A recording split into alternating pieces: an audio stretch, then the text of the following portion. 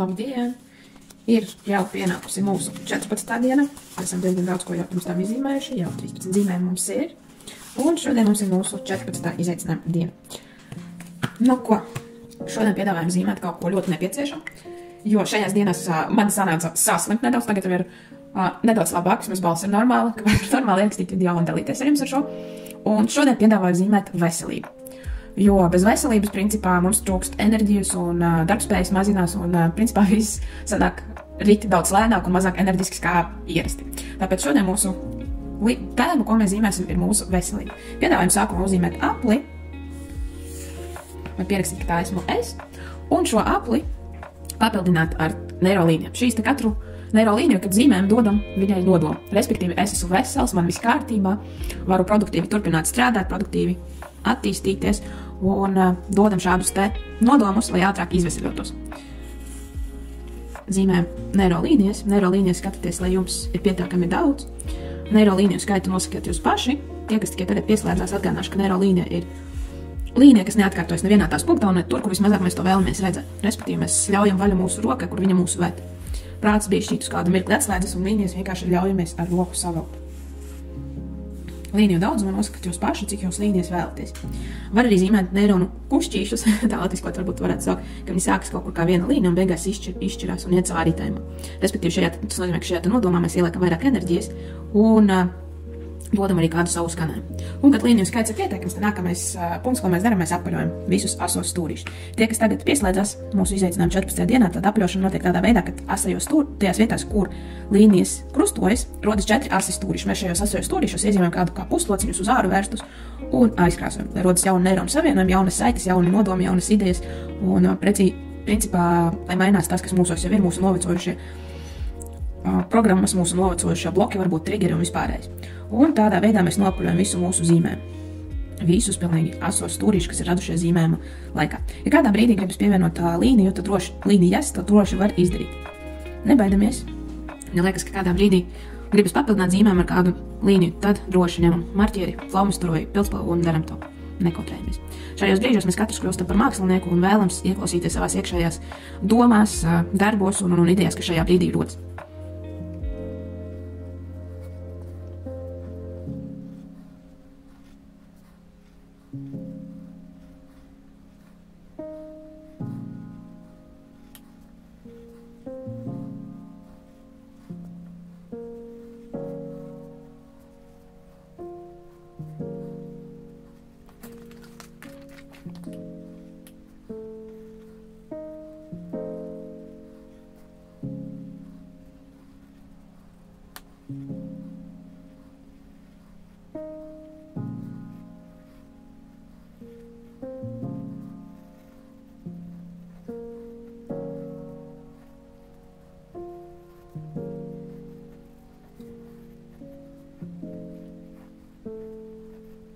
Ko esam paveikuši nopaļošanu. Mums šeit ir veselības aplis, bet ja gribas kaut ko papildināt, tad droši var iezīmēt arī kādu formu, jo skatos, ka man te arī nedaudz pēc apli izskatās, tāpēc te arī kādu apli iezīmēšu. Ja mēs iezīmējam kādu formu, tad atceramies, ka arī uzreiz nopaļojam, iepaļojam iekšā šeit darbiņā, lai viņš tāds organiskāks izskatās. Ja gribas vēl kādu apli, tad droši var pastīties, kurā vietā visvairāk šajā zīmējumā ir krustpunktu un iezīmē kādu formu. Bet šeit man vienkārši tas aplis sanāca kaut kā neapzināti, un es viņu vēlos arī iekļaut šajā darbiņā, ja viņš ir tur tapis, tad es viņu arī atstāšu šajā te zīmējumā. Ja šī ir mana veselība, tas varbūt ir kaut kas saistīts, kas arī ir kaut kas klātesošos šim te faktoram mana veselība. Varbūt kaut kāds iekšējais stāvoklis, jo var redzēt, ka viņi savā starpā rekur krustojas. Nu, un nākamais punkts, ko mēs darām, kad esam veikuši nopaļošanu, ir aizkrāsojam šo te mūsu zīmējumu. Iepriekšējās reizes es krāsoju ar zīmoliem, tad šodien vēlos nedaudz pakrāsot arī ar flomasteriem.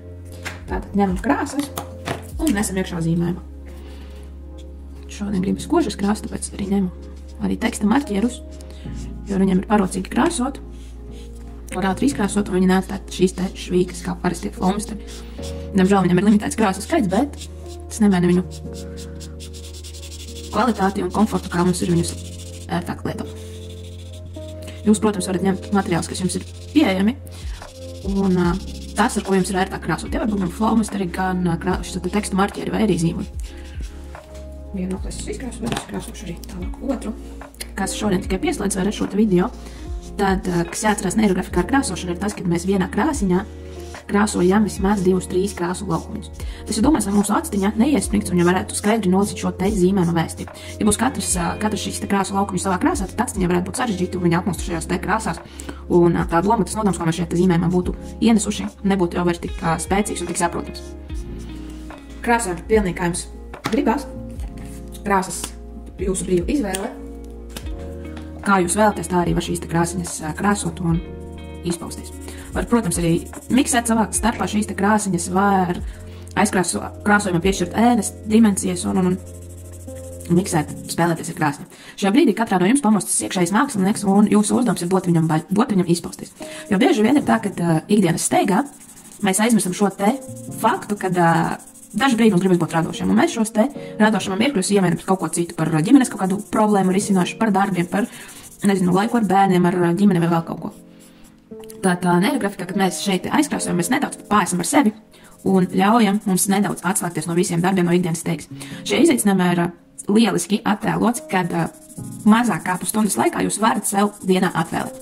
Tas neaizņem daudz laika, tāpēc, ka es izvēlējusies tādu formātu nelielu, lai katram tas ir brīvi pieejams. Un kā redzams, tad zīmēšanas priekšzināšanas vai arī kaut kādi grādi mākslā vai zīmēšanā nav nepieciešams. Šeit galvenais ir jūsu vēlmes. Ja jūs vēlaties zīmēt, tad visi materiāli ir brīvi pieejami. Tāpat tās arī lapas ir brīvi pieejamas, jebkurš formāts, kā jūs vēlaties, un te nav ne pareizu un ne nepareizu lietu. Visu nosakat jūs, kā jūs šajā momentā jūtaties. Ja jūs vēlaties kādu līniju uzzīmēt un baidieties, ka varbūt nepareizi sanāks, šeit nav ko baidīties. Viss ir pareizi, jo tas viss nāk no jums, no tā, kā jūs jūtaties šajā konkrētajā brīdī, un tas vēstījums, ko jūs vēlaties nodot ar šo te zīmēm. Protams, šodien mēs zīmējam tēmu veselību, respektīvi es gribu ātrāk atvesaļoties, lai pilnīgāk varētu ķerties klāt šiem te atlikušajiem video. Šo video es arī šobrīd ierakstu nedaudz nokavējot grafiku, bet tas tāpēc, ka es vēlējos, lai kvalitatīva skaņa bez čerkstēšanas vai aizmukušanas balss būtu jums pieejama un jums vieglāk būtu arī saprast, ko es šeit zīmēju, ko es vēlos parādīt. Nu, un, protams, arī mans komforts, jo ar aizmukušu balsi es nevarētu pat, 10 minūtes ierakstīt. Tāpēc šodien ļaujieties šeit mākslas burvībai, ļaujieties savam iekšējam māksliniekam un mierīgi zīmēt. Neviens jūs nesteidzina, neviens jūs nedzen uz priekšu. Šis ir laiks priekš jums. Varat droši iertneties kādā plediņā, paņemt rokās nelielu lapu, manā gadījumā tā ir 4. daļa no A4 lapas, un mierīgi zīmēt šos te zīmējumus. Tas neaizņems ilgu laiku, tās ir tikai aptuveni pusstunda. Protams, ja kāds grib smalkāku darbu, nedaudz smalkāk pastrādāt, tad tas laiks varētu būt nedaudz ilgāks.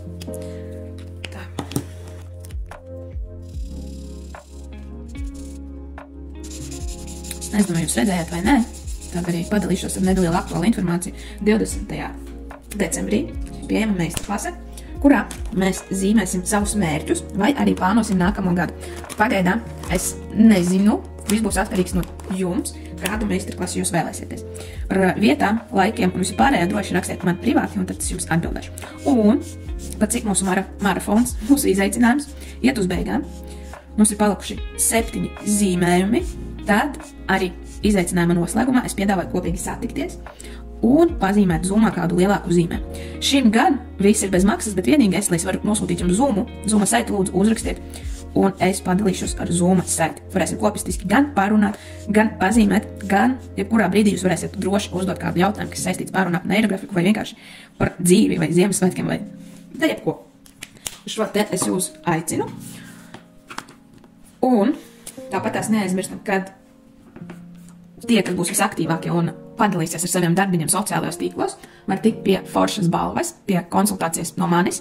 Mēs varam šajā konsultācijas laikā gan pazīmēt kaut ko no neirografikas, pastīties jums aktuālu tēmu, gan arī iepazīt estētisko coachingu, kur arī galvenais uzsvars ir tieši neirografikai un zīmēm. Nu ko, esam aizkrāsojuši, un nākamais punkts, kā jūs atceraties, mēs nofiksējam rezultātu. Rezultātā es vēlos nofiksēt šo te figūru, apli centrālo, kas man tagad ir jāiezīmē nedaudz biezāk līnija, lai šīs te aplītis vairāk izceļās.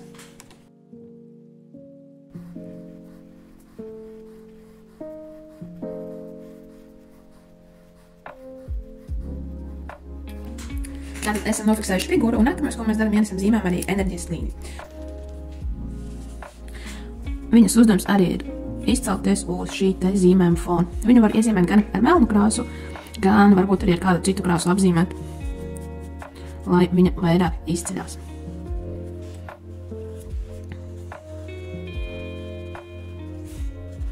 var zīmēt gan kā pa esošām līnijām, gan arī iezīmēt kādu jaunu līniju. Ja iezīmējam kādu jaunu līniju, tad atceramies arī uzreiz nopaļot, lai šī līnija iekļaujās mūsu darbiņā.